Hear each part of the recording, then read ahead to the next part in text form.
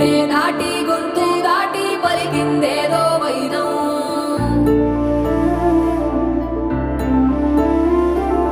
మూడు వారిన మనసులోనే పలికిందేదో ప్రాణం.